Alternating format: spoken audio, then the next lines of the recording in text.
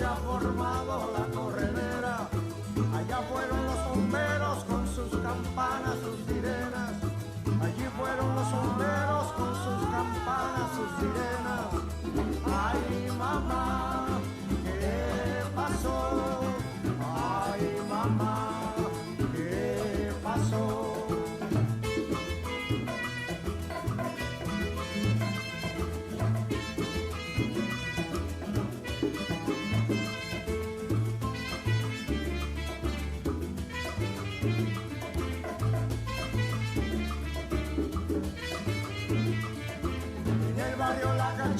Se ha formado la corredera, en el barrio La Cachimba se ha formado la corredera. Allá fueron los bomberos con sus campanas, sus sirenas. Allí fueron los bomberos con sus campanas, sus sirenas. Ay, mamá, ¿qué pasó? Ay, mamá, ¿qué pasó?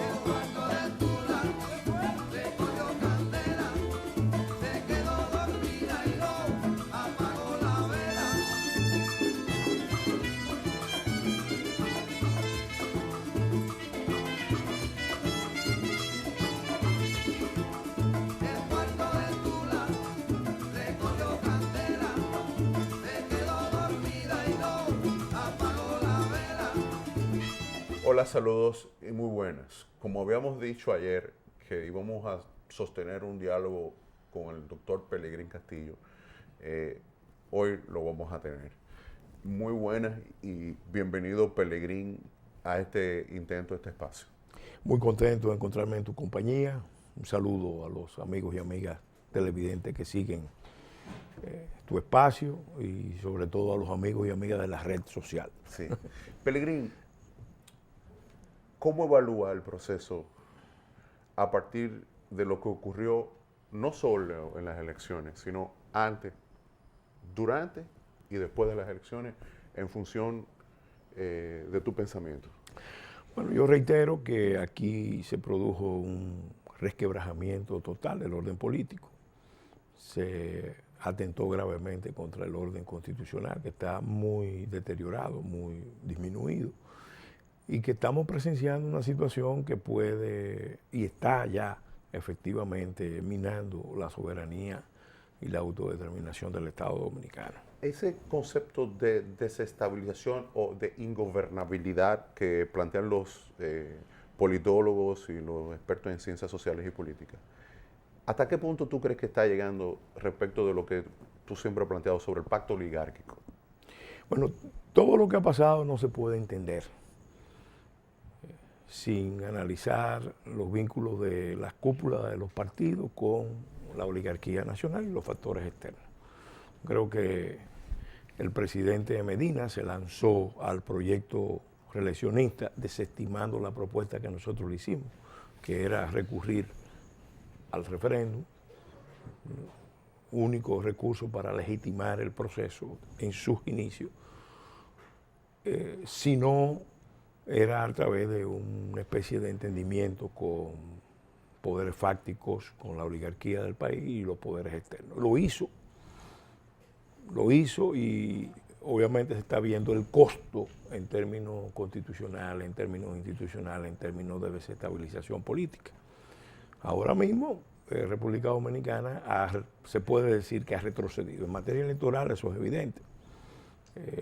El orden político está desestabilizado, el PLD, partido de gobierno, acaba de imponerse, pero está enfrentando las consecuencias de una política de entronización y avasallamiento que genera naturalmente conflictos internos que pueden ser de mayor o menor intensidad, pero de todas formas el Estado Dominicano, en vez de fortalecerse, se debilitó. La democracia dominicana, en vez de ir de la democracia representativa a la democracia participativa, retrocedió enormemente.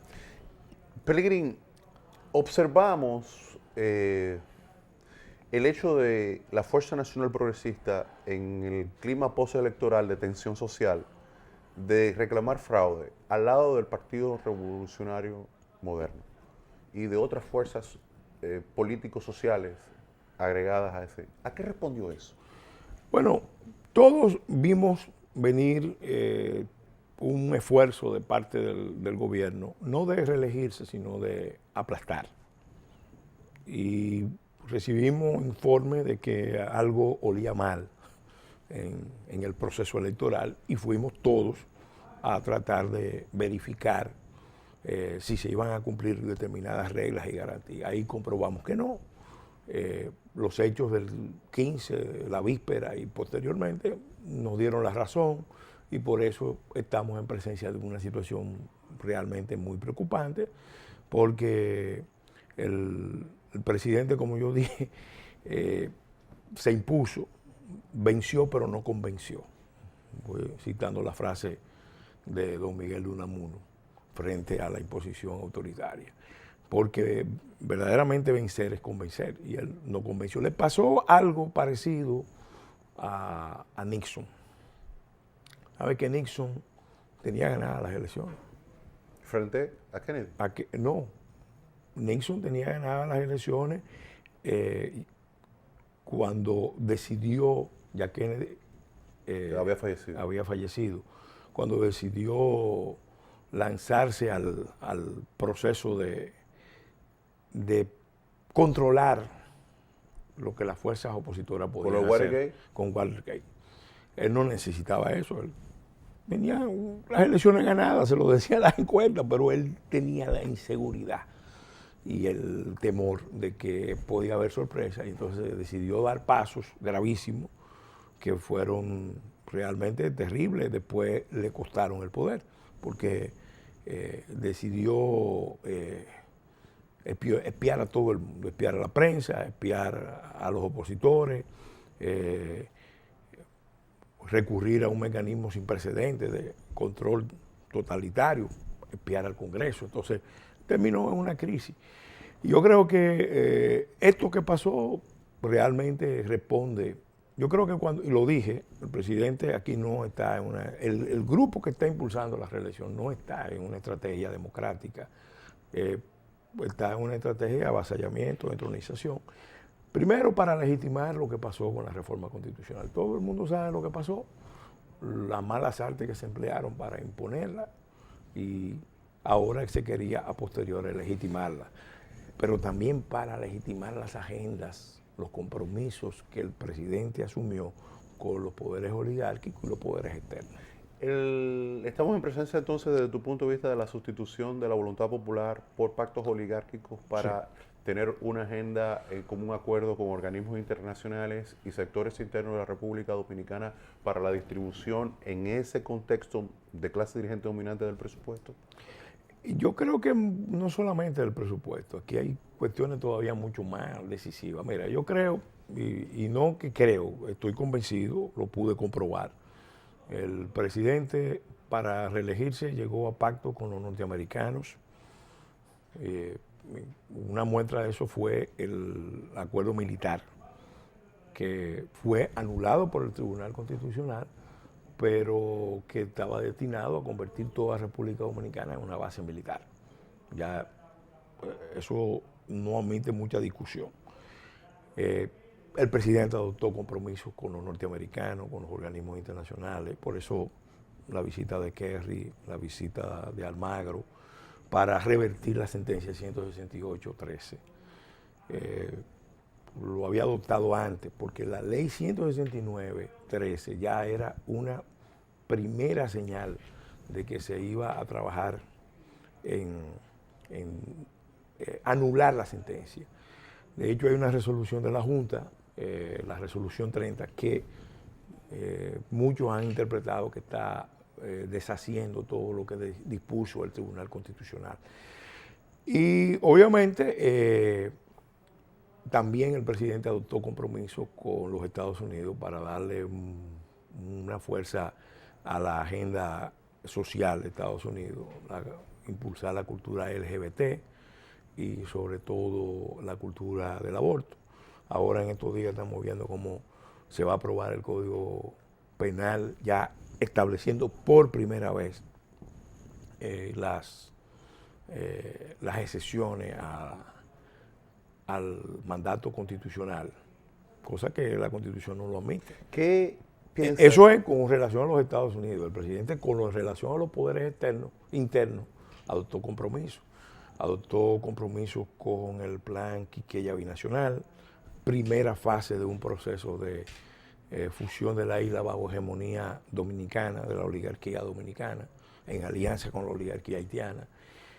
Adoptó compromisos también con esquemas de privatización de servicios públicos, incluido las plantas a carbón de Punta Catalina. Adoptó incluso un compromiso de cambiar la relación Estado-empresariado. El discurso doctrinario que pronunció el presidente en la Asamblea Empresarios Padre e Hijo en el 2014, yo creo que es una muestra más que elocuente.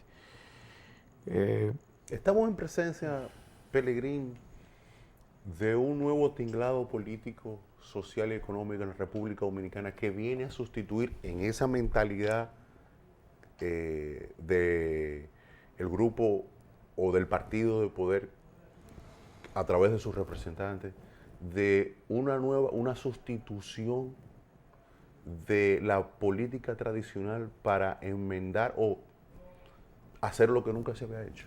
Bueno, se está haciendo lo que nunca se había hecho, pero en términos de desconocimiento de la Constitución. Porque no nos olvidemos, el pueblo dominicano fue convocado a una consulta.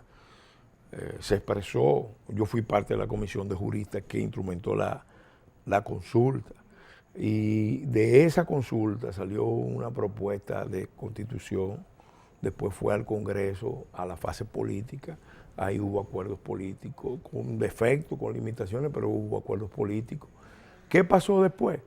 Que nada de lo que se puso en ese texto constitucional con relación al Estado social y democrático de derecho, en su sustancia, con relación a la democracia participativa, con relación a las reglas de competición electoral, equitativa, transparente, verdaderamente democrática, nada de eso se ha cumplido. El expresidente Fernández, hay un acuerdo... Y es responsabilidad no solamente del presidente Medina, yo quiero ser justo, la clase política en general ha fracasado, pero sobre todo el Partido de la Liberación Dominicana. El presidente Fernández se opuso a la reelección sin revocatorio. Sin embargo, terminó firmando un acuerdo, pacto entre el presidente de la República y el presidente del partido, de distribución interna. Ese pacto, ese documento no llega a manos de la dirigencia y ni de la militancia. Y en esa psicología dominante no tendría por qué llegar porque obtuvieron el 62% respecto a la oposición, claro. Y eso legitima, legaliza pues las acciones directas no democráticas que se implementaron no solamente en el PLD, sino en todo el sistema político. Y hablas ahora de fracasos políticos. ¿Cuáles podrían ser las consecuencias geopolíticas, sociales e internas en la República Dominicana de ese tipo de modelo de dirección política? Bueno, cuando nosotros nos apartamos del gobierno y de la alianza, lo hicimos porque vimos que por ese camino estábamos no solamente deteriorando la democracia, minando la soberanía, el ejercicio de la soberanía popular, sino que íntimamente relacionado con eso había también una línea de claudicación, de sometimiento, de servilismo a las agendas extranjeras. Por eso nosotros hemos dicho, se lo hemos dicho a los partidos de oposición, estamos coincidiendo en una cuestión muy puntual, denunciar lo que ha pasado, combatirlo, pero tenemos que estar claros, la lucha por la soberanía popular no tiene sentido. La preservación de la democracia y de las libertades democráticas no tiene sentido si no están íntimamente vinculados a una lucha nacional de preservar la soberanía e integridad del país. ¿Qué lectura le das desde tu posición al tema de las reservas de los candidatos que fueron electos al 2016, que no fueron refrendados internamente? No hubo competencia. Sí. ¿Cómo tú evalúas eso en términos políticos? Aquí se dio el pacto reelección por reelección, técnicamente fue un golpe a la soberanía popular, a la Constitución, al sistema de partido, a los principios democráticos. Y en gran medida es expresión de la descomposición del orden político, de la incapacidad de la clase política de renovarse, de la incapacidad también de pensar en términos de proyecto nacional fuerte, integrador. Y esos acuerdos de las cúpulas de los partidos, porque fue un acuerdo de los cogollos partidistas, de lo que en Venezuela se conoce como tratos de conchupancia, esos acuerdos se dieron íntimamente vinculados con acuerdos con la oligarquía y los poderes extranjeros. Cuando hablas de la descomposición de los partidos políticos, ¿también implica la descomposición del sistema económico empresarial de la República Dominicana y una involución?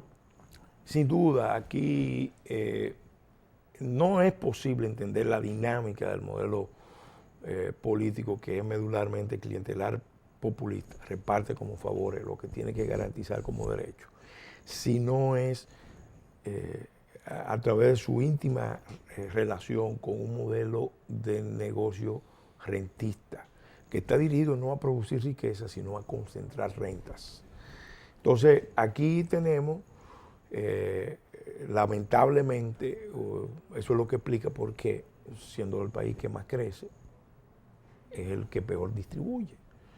Ahora que se está discutiendo el pacto fiscal, vemos el gobierno reiterando el planteamiento un poco ingenuo de que se va a hacer un acuerdo que no va a implicar aumento de impuestos, que no va a implicar creación de nuevos impuestos, pero que el pacto fiscal integral, del que se viene hablando hace 30 años, no solamente debe abordar el tema tributario, tiene que abordar el tema de la política de gasto, la política de endeudamiento, la gestión de los activos, incluso algo de lo que no sé, que nadie quiere tratarlo.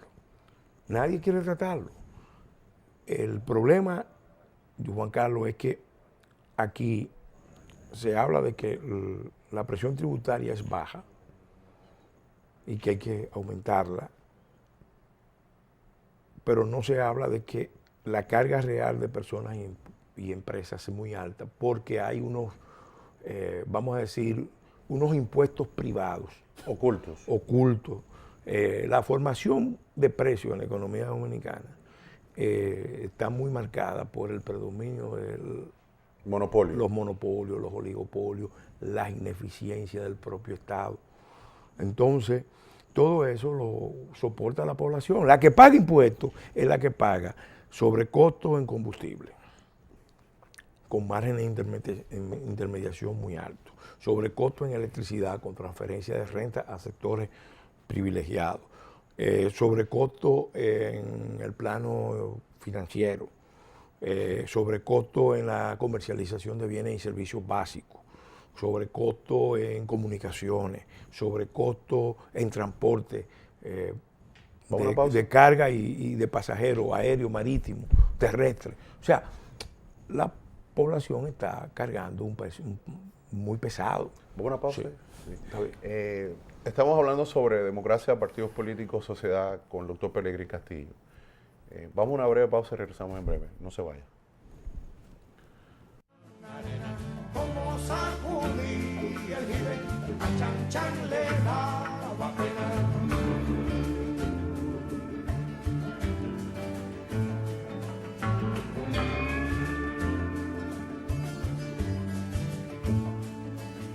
Limpia el camino de paz, que yo me quiero sentar en aquel tronco que veo y así no puedo llegar.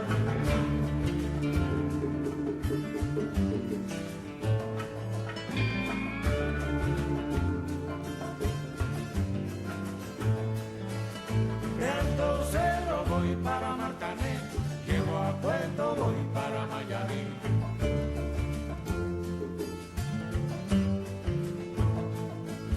De Alto Cero voy para Marcané, llego a Puerto, voy para Mayarí.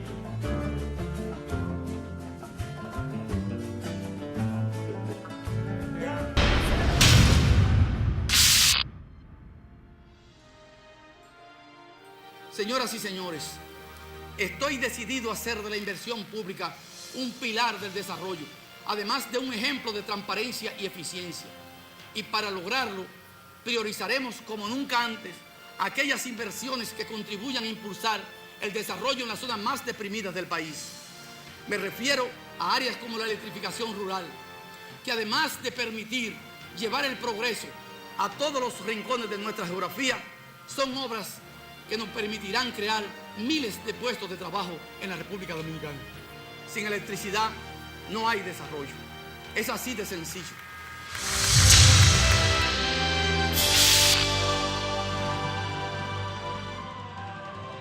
El excelentísimo señor presidente constitucional de la República Dominicana, el licenciado Danilo Medina Sánchez, ha planteado sobre la insistencia de las comunidades carentes de energía eléctrica, que en sus tradicionales visitas sorpresas al interior del país se convierte en el mayor lamento y reclaman su inserción en el desarrollo que ella representa.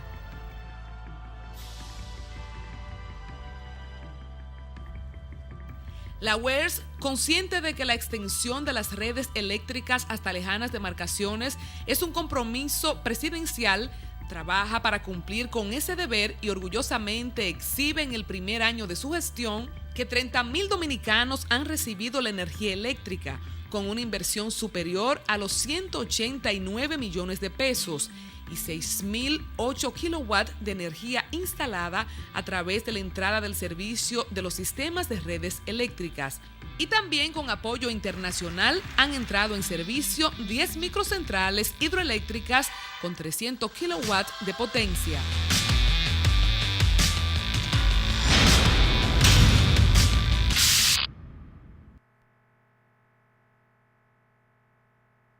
Edesur anuncia la ampliación de su moderno sistema de medición y monitoreo a distancia Telemedida, que además de medir el consumo y cortar y reconectar el servicio a distancia, detecta inmediatamente cualquier falla técnica, fraude, anomalía o alteración que se produzca en el medidor. No te pongas inventando, paga tu factura al día, que Telemedida te está chequeando. Yo no cojo corte con eso de la luz. Edesur, únete y conéctate.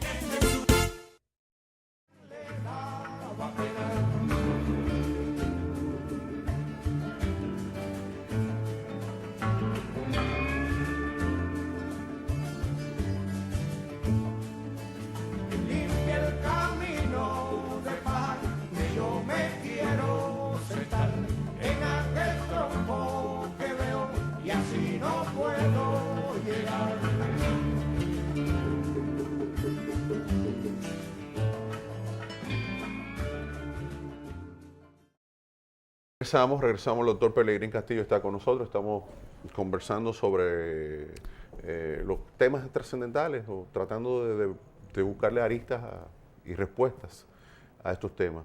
Pelegrín, a futuro, ¿cómo ves a la Fuerza Nacional Progresista respecto de las coaliciones? Cuando llegue un momento determinado en los próximos días, las próximas semanas, tanto oficialismo como oposición tendrán que ponerse de acuerdo en puntos específicos.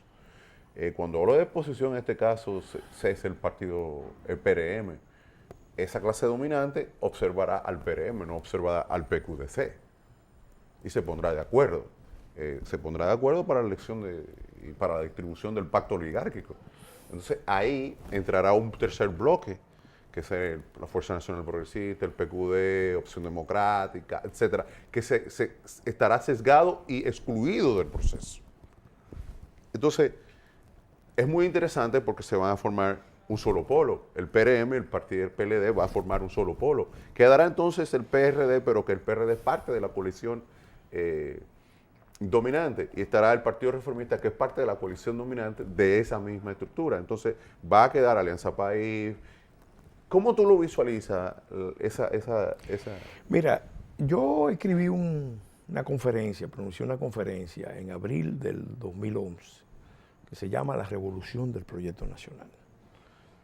Y lo que planteé ahí, lo sostengo, es la visión que tenemos en la Fuerza Nacional Progresista.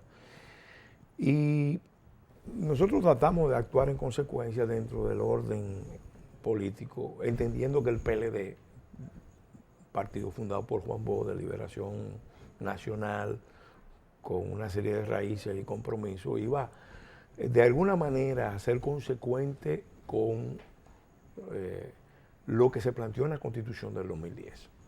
Como esa Constitución ha sido ninguneada, puesta de lado, incluso por los mismos que lo auspiciaron, para nosotros el planteamiento constitucional y sobre todo el planteamiento de la revolución del proyecto nacional es el planteamiento medular. Alrededor de eso nosotros hicimos un planteamiento político en este proceso, que fue sobre la marcha, vamos a decir, en un estado de emergencia, una situación extrema. Apelamos a la formación del polo soberano. Ese espacio sigue siendo muy válido, está muy justificado por los hechos. Un espacio de participación, integración y movilización de toda la gente que está viendo cómo hay un derrumbe de la soberanía nacional, de la soberanía popular, y cómo se necesita hacer un esfuerzo ya de otra naturaleza. Para nosotros la lucha no es político-electoral, es nacional, patriótica, es de resistencia y liberación. Y vamos a dedicarle un esfuerzo precisamente a mantener y levantar esas posiciones, porque si nosotros en nuestra interpretación del proceso político estamos en lo correcto, y aquí hay fuerzas a las que le interesa preservar la nación dominicana, entonces en el futuro esas fuerzas van a reaccionar. Y nosotros esperamos que se articulen alrededor del polo soberano. Los otros partidos políticos, nosotros hemos hablado con ellos antes de las elecciones y sobre todo en esta última fase, y les dijimos claramente, esto no es una lucha político-electoral y no tiene sentido seguir en un momento como el que estamos viviendo, donde la soberanía del país en materia, por ejemplo, de definir quiénes son los nacionales, está siendo negada. Nosotros seguir en una lucha como si eso no estuviera pasando. Eso es inaceptable. Bien. La conformación del nuevo Congreso establecerá puntos de partida para lo que ocurrirá en el 2018 a lo interno de los partidos para las elecciones y lo que va a ocurrir con la conformación institucional del Estado Dominicano. Pero también se va a observar una alta concentración, porque es que el PRM, el PRD, el Partido Reformista van a tener que pactar alianzas, porque hubo un pacto de pacto. Entonces, en ese sentido, habrá un gran vacío político. El problema es que todos esos pactos que hacen estos partidos son pactos muy convencionales, de carácter tradicional, de reparto de cuotas de poder, de representación.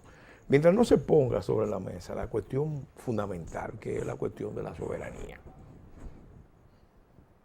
tanto en su vertiente popular como en su vertiente nacional, nada de eso tiene sentido. Perdón, para los 4 puntos... Yo sé que lo que yo estoy diciendo, mucha gente no lo entiende fácilmente. Exacto, perdón, exactamente. El postulado, la postura ideológica y política respecto de soberanía pudiese ser simplificada por alguien en función del conuco, de que todo lo que existe tiene el derecho a seguir existiendo. Para alguien que no tiene 3 veces la comida al día, la soberanía es su alimentación. Sí. Para aquel que no tiene empleo, la Claro. soberanía es su independencia económica. Claro. Y en una sociedad de mercado, apelar al tema de la defensa de la soberanía respecto de Estados Unidos, el G7 y Haití, y la oligarquía de Haití, no tiene mucha representatividad para él en función de su participación alimentaria o de la resolución del conflicto inmediato. No existe una posibilidad de reconformación ideológica de la fuerza respecto de una realidad que se le presenta, política. No, nosotros lo que tenemos es que el planteamiento general, traducirlo de manera muy concreta, muy específica en las realidades de cada sector de la vida nacional, porque esto que estamos diciendo, si afecta a la nación, va a afectar a todos. Nadie piense que va a tener una preservación de sus intereses o que va a mejorar sus condiciones de vida si el Estado nacional se derrumba. Y lo que se está planteando es el derrumbe del Estado nacional en favor de unas agendas extranjeras muy claras. Sí, ahora mismo vamos a estar claros, a los sectores de poder económico del país que tienen dificultades para competir en los mercados internacionales, porque propiamente su enfoque es más rentista que capitalista. Ellos lo que les interesa es tener un mercado cautivo. Si eso significa complacer a los americanos en una serie de materias, tema de la nacionalidad, lo van a hacer, lo están haciendo. Y la clase política, que ha aprobado una gran sumisión a todos esos poderes, se está prestando. Ahora, ¿cómo afecta eso la vida del dominicano? La afecta en su nivel de ingreso. El salario real de los dominicanos sigue siendo equivalente al del principio de los 90. Y eso tiene que ver muchísimo con el peso enorme de la migración, más que la migración, de la ocupación progresiva del territorio nacional. El tema del avance del crimen organizado es un tema de soberanía, porque el crimen organizado ha penetrado todos los ámbitos de la vida nacional y las potencias, especialmente Estados Unidos. La lucha contra el crimen organizado, la lucha contra el narcotráfico, contra el lavado, no la hace de manera leal, sino acomodaticia, para favorecer sus agendas. Pero eso no resuelve el problema principal de millones de dominicanos, que es el problema de la inseguridad. El muchacho que mata a una joven para robarle el celular tiene un vínculo no tan visible con el avión que te trae la droga. 2 minutos. Pelegrín, una de las certezas más comprobables fue la posibilidad del Acuerdo de Santiago en un momento determinado, de coalición. Sí. El PLD a partir de 1995, si no hubiese pactado con Balaguer, posiblemente hubiese sido Alianza País, o el PRD hoy, y alguna otra fuerza hubiese sustituido esa estrategia política en ese momento del partido gobernante, que sigue siendo el PLD. Uno de los factores importantes para que la Fuerza Nacional Progresista estuviera en coalición con el PLD fue precisamente una idea de coaliciones de partidos políticos. Pero no fue una idea de coaliciones de partidos, no era unirnos por unirnos. Nosotros nos aliamos con el PLD porque entendíamos que el PLD era el partido que tenía más compromiso con la defensa de la soberanía. Don Juan lo dijo en el acto de firma. Serán pequeños en número, pero son grandes en su decisión de defender esta patria y este pueblo. Por eso fuimos nosotros una alianza con el PLD. Eso no cambió, perdón, lo que ocurre es que eso cambió drásticamente, pero no cambió respecto para las personas. Es que no cambió para la Fuerza Nacional Progresista, ni cambió para la UDC, ni cambió para el PQD. Cambió para la militancia propia del PLD. Es decir, el bipartidismo que se expresa fuera es el bipartidismo que se expresa dentro. Y el sufrimiento del militante o no, o la alegría del militante o no del PLD, es la misma alegría o tristeza del militante de la Fuerza o del PQD, porque se trata de un proceso de minorías dominantes. Sí, pero aquí estamos hablando de algo, por eso es que nosotros la apelación que estamos haciendo no es a la política convencional de los militantes partidarios que quieren hacer carrera, que quieren tener oportunidades legítimas. No. Nosotros estamos planteando una cuestión más densa, más compleja. Estamos hablando de un Estado que está amenazado por un conjunto de factores externos, cuyo sistema interno está demostrando que tiene una incapacidad creciente para darle respuesta a esos retos externos. Gracias. Entonces, el país necesita otro tipo de política. Gracias. Y ahí es que nosotros estamos. Muy amable. El tema de la ciudadanía deberíamos discutirlo. Es decir, la construcción de la población, del habitante a la población y del habitante a la ciudadanía. Es un tema muy fundamental que los partidos políticos todos deberían comprender, porque el mundo cambió, Pelegrín. Nosotros estamos en una revolución. Lo que estamos planteando nosotros es que el país necesita una revolución. Bien. La revolución del proyecto nacional. Gracias, Pelegrín. Muy amable. Gracias, de verdad. Bien. A ustedes nos vemos mañana, si Dios quiere. Bye bye. Chao.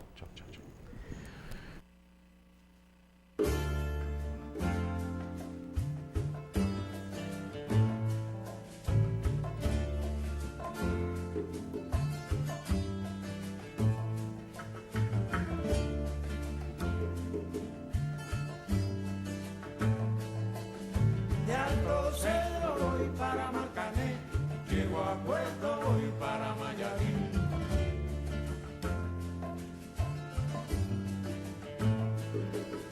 De Alto Cedro voy para Marcané, llego a Puerto, voy para Mayarí.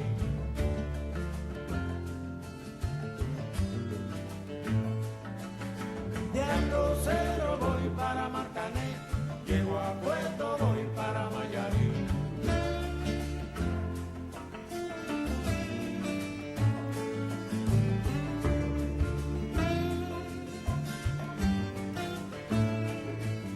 El cariño que te tengo no te lo puedo negar.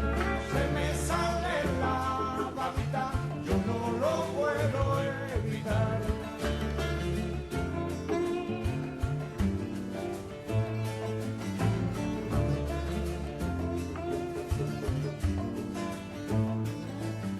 Cuando Juanita y Chan Chan en el mar servían arena, como sacudí el jibe, a Chan Chan le daba pena.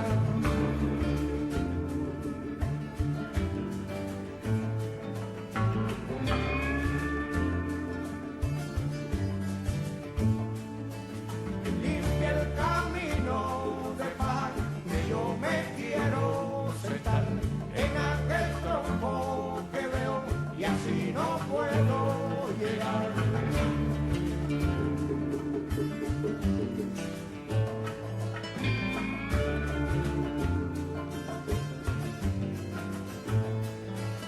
De Alto Cedro voy para Marcané, llego a Puerto, voy para Mayarí.